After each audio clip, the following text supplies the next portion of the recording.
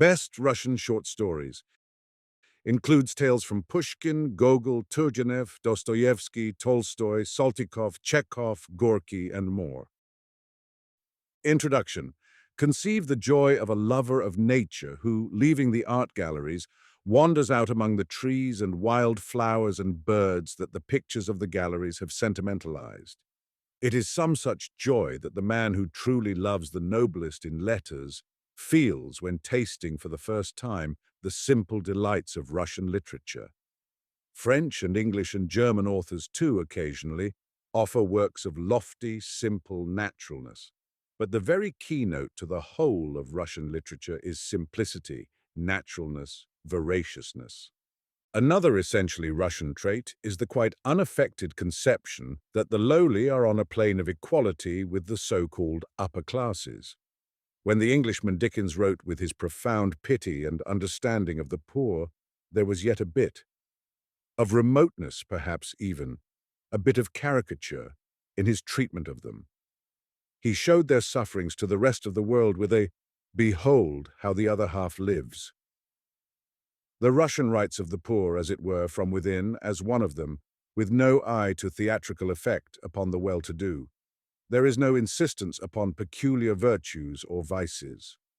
The poor are portrayed just as they are, as human beings like the rest of us.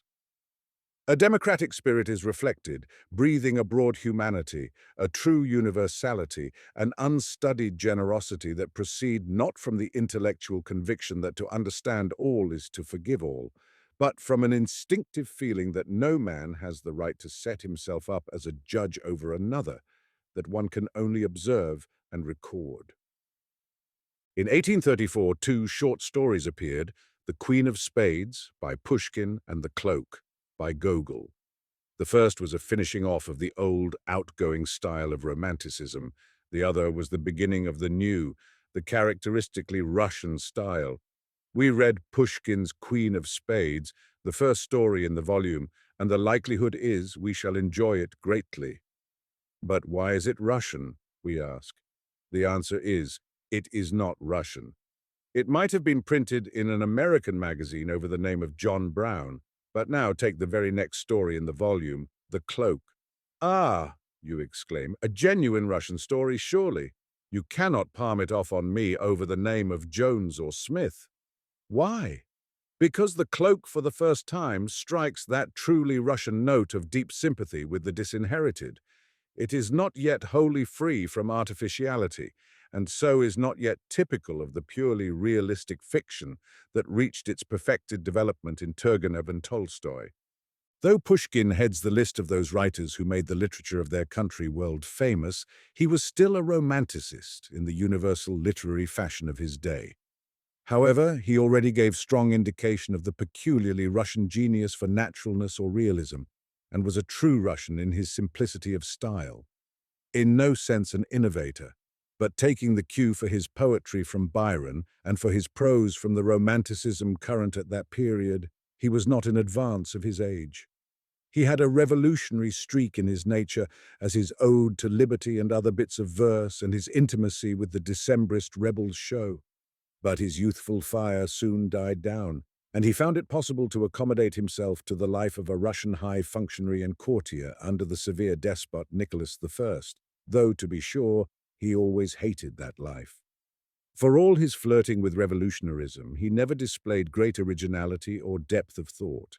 He was simply an extraordinarily gifted author, a perfect versifier, a wondrous lyrist, and a delicious raconteur, endowed with a grace, ease, and power of expression that delighted even the exacting artistic sense of Turgenev.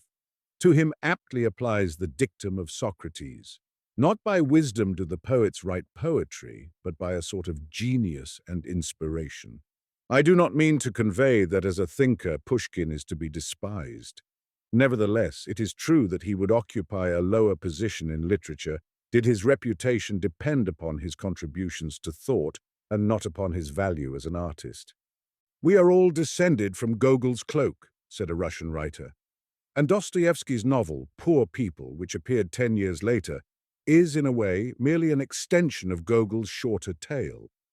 In Dostoevsky, indeed, the passion for the common people and the all-embracing, all-penetrating pity for suffering humanity reached their climax. He was a profound psychologist and delved deeply into the human soul, especially in its abnormal and diseased aspects. Between scenes of heartrending, abject poverty, injustice and wrong, and the torments of mental pathology, he managed almost to exhaust the whole range of human woe. And he analyzed this misery with an intensity of feeling and a painstaking regard for the most harrowing details that are quite upsetting to normally constituted nerves. Yet all the horrors must be forgiven him because of the motive inspiring them, an overpowering love and the desire to induce an equal love in others. It is not horror for horror's sake, not a literary tour de force as in Poe, but horror for a high purpose, for purification through suffering, which was one of the articles of Dostoevsky's faith. Following as a corollary from the love and pity for mankind that make a leading element in Russian literature is a passionate search for the means of improving the lot of humanity, a fervent attachment to social ideas and ideals. A Russian author is more ardently devoted to a cause than an American short story writer to a plot. This, in turn, is but a reflection of the spirit of the Russian people, especially of the intellectuals. The Russians take literature perhaps more seriously than any other nation. To them, books are not a mere diversion. They demand that fiction and poetry be a true mirror of life and be of service to life. A Russian author, to achieve the highest recognition, must be a thinker also. He need not necessarily be a finished artist. Everything is subordinated to two main requirements: humanitarian ideals and fidelity to life. This is the secret of the marvelous simplicity of Russian literary art. Before the supreme function of literature, the Russian writer stands awed and humbled. He knows he cannot cover up poverty of thought, poverty of spirit, and lack of sincerity by rhetorical tricks or verbal cleverness. And if he possesses the two essential requirements, the simplest language will suffice. These qualities are exemplified at their best by Turgenev and Tolstoy. They both had a strong social consciousness. They both grappled with the problems of human welfare. They were both artists in the larger sense, that is, in their truthful representation of life. Turgenev was an artist also in the narrower sense, in a keen appreciation of form. Thoroughly Occidental in his tastes, he sought the regeneration of Russia in radical progress along the lines of European democracy. Tolstoy, on the other hand, sought the salvation of mankind in a return to the primitive life and primitive Christian religion. The very first work of importance by Turgenev, A Sportsman's Sketches, dealt with the question of serfdom, and it wielded tremendous influence in bringing about its abolition. Almost every succeeding book of his, from Rudin through Fathers and Sons to Virgin Soil, presented vivid pictures of contemporary Russian society, with its problems, the clash of ideas between the old and the new generations, and the struggles, the aspirations, and the thoughts that engrossed the advanced youth of Russia, so that his collected works form a remarkable literary record of the successive movements of Russian society in a period of preparation fraught with epochal significance, which culminated in the overthrow of Tsarism and the inauguration of a new and true democracy, marking the beginning, perhaps, of a radical transformation the world over. The greatest writer of Russia, that is Turgenev's estimate of Tolstoy. A second Shakespeare, was Flaubert's enthusiastic outburst. The Frenchman's comparison is not wholly illuminating. The one point of resemblance between the two authors is simply in the tremendous magnitude of their genius. Each is a colossus. Each creates a whole world of characters, from kings and princes and ladies to servants and maids and peasants. But how vastly divergent the angle of approach. Anna Karenina may have all the subtle womanly charm of an Olivia or a Portia, but how different her trials. Shakespeare could not have treated Anna's problems at all. Anna could not have appeared in his pages except as a sinning Gertrude, the mother of Hamlet.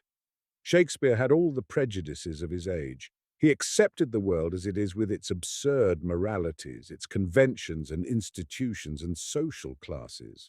A gravedigger is naturally inferior to a lord, and if he is to be presented at all, he must come on as a clown. The people are always a mob, the rabble. Tolstoy is the revolutionist, the iconoclast. He has the completest independence of mind. He utterly refuses to accept established opinions just because they are established. He probes into the right and wrong of things. His is a broad, generous, universal democracy. His is a comprehensive sympathy. His an absolute incapacity to evaluate human beings according to station, rank, or profession, or any standard but that of spiritual worth. In all this, he was a complete contrast to Shakespeare. Each of the two men was like a creature of a higher world, possessed of supernatural endowments. Their omniscience of all things human, their insight into the hiddenmost springs of men's actions appear miraculous. But Shakespeare makes the impression of detachment from his works. The works do not reveal the man, while in Tolstoy the greatness of the man blends with the greatness of the genius. Tolstoy was no mere oracle uttering profundities he wot not of. As the social, religious, and moral tracts that he wrote in the latter period of his life are instinct with a literary beauty of which he never could divest himself, and which gave an artistic value even to his sermons, so his earlier novels show a profound concern for the welfare of society, a broad, humanitarian spirit, a bigness of soul that included prince and pauper alike. Is this extravagant praise? Then let me echo William Dean Howells. I know very well that I do not speak of Tolstoy's books in measured terms. I cannot. The Russian writers so far considered have made valuable contributions to the short story. But, with the exception of Pushkin, whose reputation rests chiefly upon his poetry, their best work, generally, was in the field of the long novel. It was the novel that gave Russian literature its preeminence. It could not have been otherwise, since Russia is young as a literary nation and did not come of age until the period at which the novel was almost the only form of literature that counted. If, therefore, Russia was to gain distinction in the world of letters, it could be only through the novel. Of the measure of her success, there is perhaps no better testimony than the words of Matthew Arnold, a critic certainly not given to overstatement. The Russian novel, he wrote in 1887, has now the vogue and deserves to have it. The Russian novelist is master of a spell to which the secret of human nature, both what is external and internal, gesture and manner no less than thought and feeling, willingly make themselves known. In that form of imaginative literature, which in our day is the most popular and the most possible, the Russians at the present moment seem to me to hold the field. With the strict censorship imposed on Russian writers, many of them who might perhaps have contented themselves with expressing their opinions in essays were driven to conceal their meaning under the guise of satire or allegory, which gave rise to a peculiar genre of literature, a sort of editorial or essay done into fiction, in which the satirist Saltykov, a contemporary of Turgenev and Dostoevsky, who wrote under the pseudonym of Shchedrin, achieved the greatest success and popularity. It was not, however, until the concluding quarter of the last century that writers like Korolenko and Garshin arose, who devoted themselves chiefly to the cultivation of the short story. With Anton Chekhov, the short story assumed a position of importance alongside the larger works of the great Russian masters. Gorky and Andreev made the short story do the same service for the active revolutionary period in the last decade of the 19th century down to its temporary defeat in 1906, that Turgenev rendered in his series of larger novels for the period of preparation. But very different was the voice of Gorky, the man sprung from the people, the embodiment of all the accumulated wrath and indignation of centuries of social wrong and oppression, from the gentlemanly tones of the cultured artist Turgenev. Like a mighty hammer, his blows fell upon the decaying fabric of the old society. His was no longer a feeble, despairing protest. With the strength and confidence of victory, he made onslaught upon onslaught on the old institutions until they shook and almost tumbled.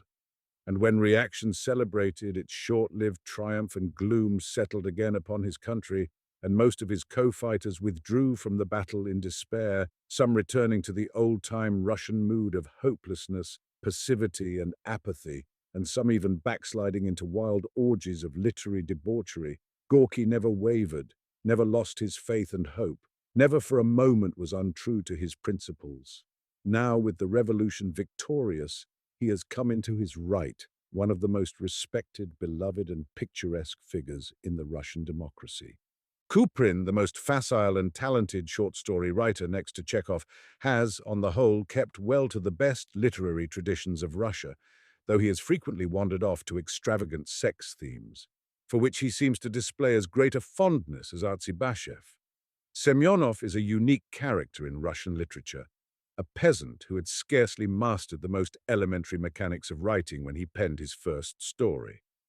But that story pleased Tolstoy, who befriended and encouraged him. His tales deal altogether with peasant life in country and city, and have a lifelikeness, an artlessness, a simplicity striking even in a Russian author. There is a small group of writers detached from the main current of Russian literature who worship at the shrine of beauty and mysticism. Of these, Sologub has attained the highest reputation. Rich as Russia has become in the short story, Anton Chekhov still stands out as the supreme master, one of the greatest short story writers of the world. He was born in Taganrog, in the Ukraine, in 1860, the son of a peasant serf who succeeded in buying his freedom. Anton Chekhov studied medicine, but devoted himself largely to writing, in which he acknowledged his scientific training was of great service. Though he lived only 44 years, dying of tuberculosis in 1904, his collected works consist of 16 fair-sized volumes of short stories and several dramas besides. A few volumes of his works have already appeared in English translation. Critics, among them Tolstoy, have often compared Chekhov to Maupassant. I find it hard to discover the resemblance. Maupassant holds a supreme position as a short story writer. So does Chekhov. But there it seems to me the likeness ends. The chill wind that blows from the atmosphere created by the Frenchman's objective artistry is by the Russian commingled with the warm breath of a great human sympathy. Maupassant never tells where his sympathies lie, and you don't know, you only guess. Chekhov does not tell you where his sympathies lie either, but you know all the same, you don't have to guess. And yet Chekhov is as objective as Maupassant. In the chronicling of facts, conditions, and situations, in the reproduction of characters, he is scrupulously true, hard, and inexorable. But without obtruding his personality, he somehow manages to let you know that he is always present, always at hand. If you laugh, he is there to laugh with you. If you cry, he is there to shed a tear with you. If you are horrified, he is horrified, too. It is a subtle art, by which he contrives to make one feel the nearness of himself for all his objectiveness, so subtle that it defies analysis, and yet it constitutes one of the great charms of his tales. Chekhov's works show an astounding resourcefulness and versatility. There is no monotony, no repetition. Neither in incident nor in character are any two stories alike. The range of Chekhov's knowledge of men and things seems to be unlimited, and he is extravagant in the use of it. Some great idea which many a writer would consider sufficient to expand into a whole novel he disposes of in a story of a few pages. Take, for example, Vanka, apparently but a mere episode in the childhood of a 9-year-old boy, while it is really the tragedy of a whole life in its tempting glimpses into a past environment and ominous forebodings of the future, all contracted into the space of 4 or 5 pages. Chekhov is lavish with his inventiveness. Apparently, it cost him no effort to invent. I have used the word inventiveness for lack of a better name. It expresses but lamely the peculiar faculty that distinguishes Chekhov. Chekhov does not really invent, he reveals. He reveals things that no author before him has revealed.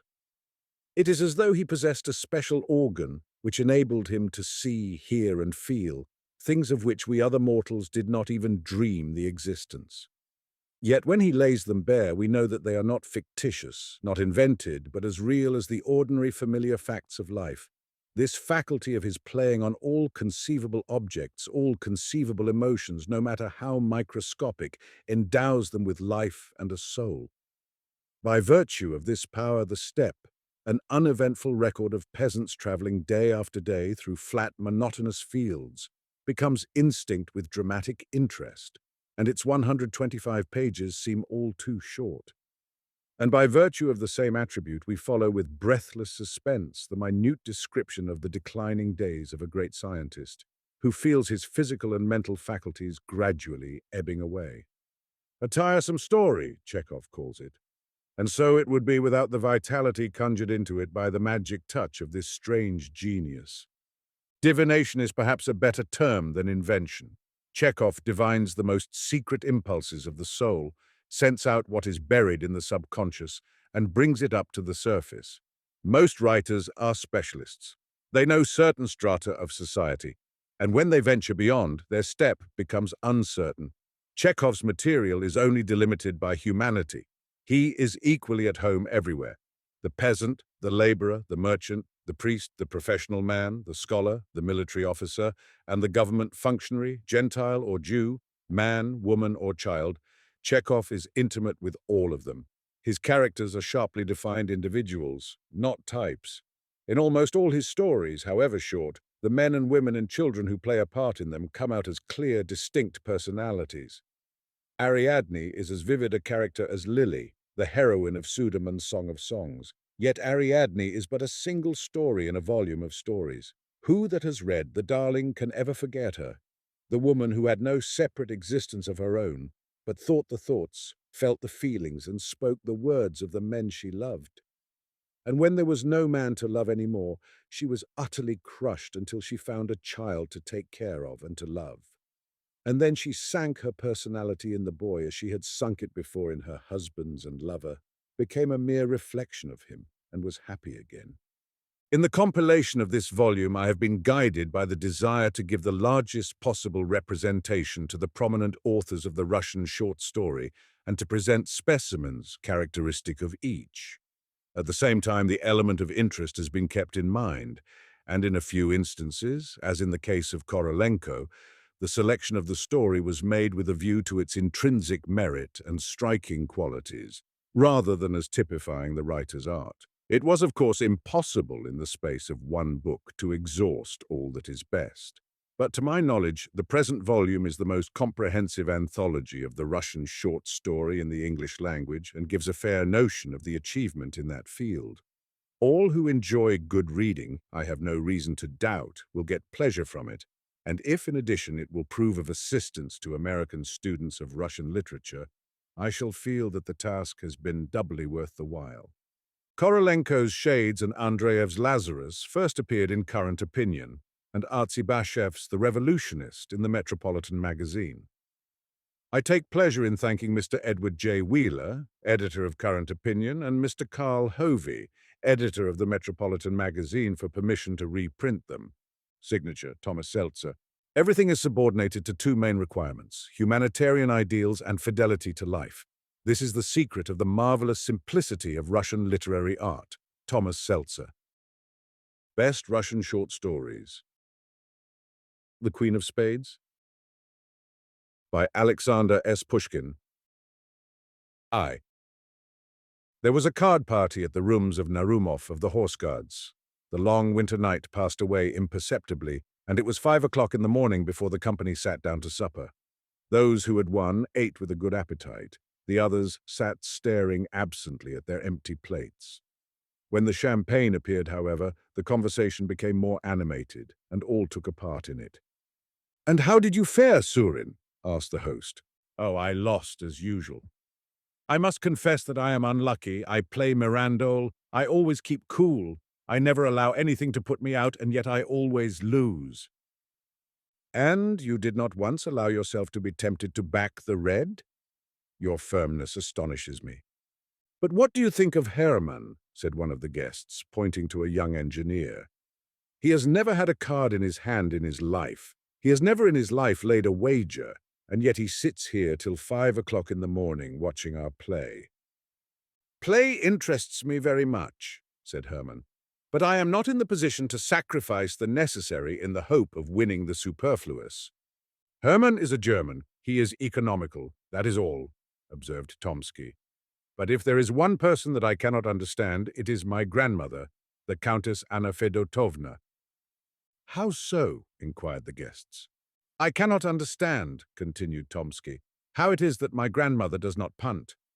What is there remarkable about an old lady of 80 not punting? Said Narumov. Then you do not know the reason why? No, really, haven't the faintest idea. Oh, then listen. About 60 years ago, my grandmother went to Paris, where she created quite a sensation. People used to run after her to catch a glimpse of the Muscovite Venus. Richelieu made love to her, and my grandmother maintains that he almost blew out his brains in consequence of her cruelty. At that time, ladies used to play at faro. On one occasion at the court, she lost a very considerable sum to the Duke of Orleans. On returning home, my grandmother removed the patches from her face, took off her hoops, informed my grandfather of her loss at the gaming table, and ordered him to pay the money. My deceased grandfather, as far as I remember, was a sort of house steward to my grandmother. He dreaded her like fire, but on hearing of such a heavy loss, he almost went out of his mind. He calculated the various sums she had lost, and pointed out to her that in 6 months she had spent 500,000 francs, that neither their Moscow nor Saratov estates were in Paris, and finally refused point-blank to pay the debt. My grandmother gave him a box on the ear and slept by herself as a sign of her displeasure. The next day she sent for her husband, hoping that this domestic punishment had produced an effect upon him, but she found him inflexible.